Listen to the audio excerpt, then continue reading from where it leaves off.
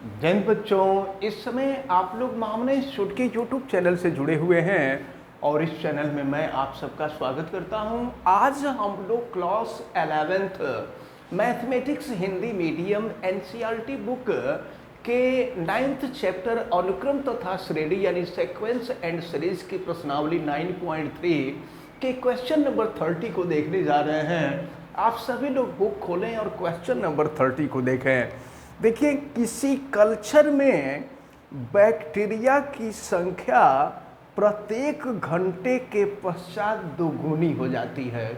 तो संख्या जितनी गुनी होती है यही सर्वानुपात होता है, यानी सर्वानुपात R का मान आपको दे दिया गया है, दोगुनी हो जाती है। यदि प्रारंभ में उसमें 30 बैक्टीरिया उपस्थित थे, प्रारंभिक मात्रा A की वैल्यू दिया हुआ है 30, तो पूछा जा रहा है तो बैक्टीरिया की संख्या दूसरे, तीसरे और 90 घंटे बाद क्या होगी। देखिए, दूसरे घंटे में नहीं पूछ रहा है, दूसरे घंटे के बाद पूछ रहा है। तो दूसरे घंटे के बाद माने तीसरे घंटे में, दूसरे घंटे के बाद जो आएगा तीसरा घंटा आएगा।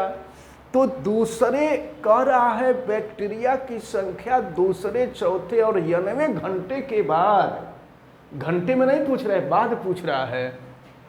तो दूसरे घंटे के बाद का मतलब हो गया तीसरे घंटे में। तो तीसरे घंटे A3 की वैल्यू जो होगी वो AR² हो जाएगी। तो A की वैल्यू है 30 और R की वैल्यू 2 का स्क्वायर कर देंगे 4 हो जाएगा। तो ये हो जाएगा 4 × 12 यानी 120। तो दूसरे घंटे के बाद जो बैक्टीरिया की संख्या होगी वो 120 होगी। अब चौथे घंटे बाद, तो चौथे घंटे के बाद यानी पाँचवें घंटे में, तो पाँचवें घंटे में जो बैक्टीरिया की संख्या होगी वो AR⁴। तो A की वैल्यू है 30 और R है 2 का पावर 4 कर देंगे तो ये हो जाएगा 30 और 2 का पावर 4 करेंगे तो 16 हो जाएगा। तो 16 × 48 यानी हो जाएगा 480। तो और फिर 90 घंटे बाद पूछ रहा है, तो 90 घंटे बाद का मतलब Tn+1 पूछ रहा है। तो ये R का पावर n हो जाएगा। तो A की वैल्यू है 30, R की वैल्यू है 2 n हो जाएगा। तो दूसरे घंटे के बाद बैक्टीरिया की संख्या 120 हो जाएगी। चौथे घंटे बाद बैक्टीरिया की संख्या 480 हो जाएगी और 90 घंटे के बाद बैक्टीरिया की संख्या 32 n हो जाएगी।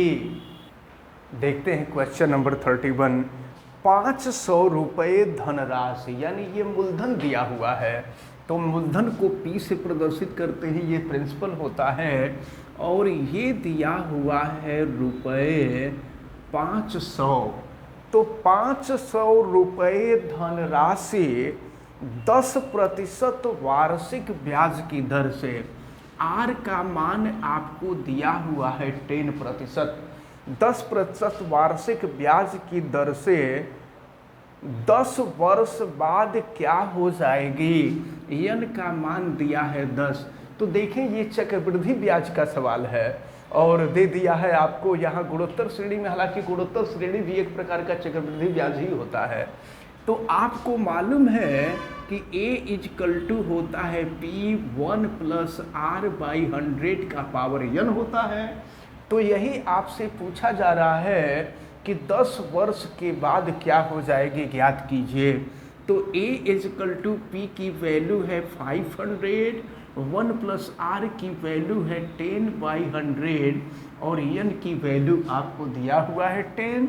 तो A हो जाएगा 500, इससे ये कैंसिल हो जाएगा, 1 + 1/10 का पावर हो गया 10। तो A हो जाएगा 500 और ये देखो 10 का में 10 और 10 × 1 11, ये हो जाएगा आपका 11/10 का पावर 10 हो जाएगा। अब या तो इसको तोड़ दीजिए और नहीं तो आप इतना ही छोड़ दीजिए, तो इतना ही रुपया हो जाएगा। यानी 10 वर्ष के बाद जो धनराशि होगी वो इतने के ही बराबर होगी, यानी 500 और ब्रैकेट में 11/10 का घात 10 रुपया हो जाएगी। अब हम लोग देखते हैं क्वेश्चन नंबर 32 को। 32 में दिया हुआ है कि किसी द्विघात समीकरण के मूलों का समांतर माध्य, तो समांतर माध्य जानते हैं, द्विघात समीकरण के दो मूल, नॉर्मली द्विघात समीकरण के मूल को अल्फा और बीटा मानते हैं।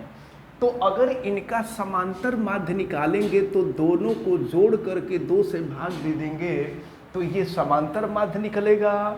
और फिर गुणोत्तर माध्य क्या होता है, दोनों का गुणा करके उसका वर्गमूल निकाल लेते हैं तो गुणोत्तर माध्य हो जाता है।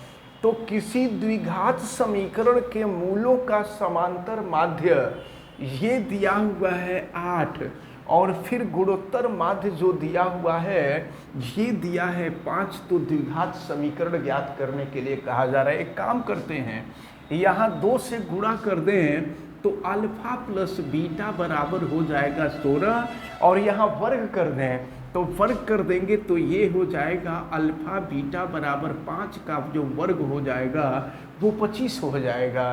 तो आपसे ये द्विघात समीकरण पूछा जा रहा है, आपको मालूम है द्विघात समीकरण x² माइनस मूलों का योग into x plus alpha beta बराबर 0 होता है। आप पढ़े होंगे कक्षा हाई स्कूल में, ये फार्मूला द्विघात समीकरण के लिए है। तो x² minus alpha plus beta 16x और अल्फा बीटा की वैल्यू है 25 = 0।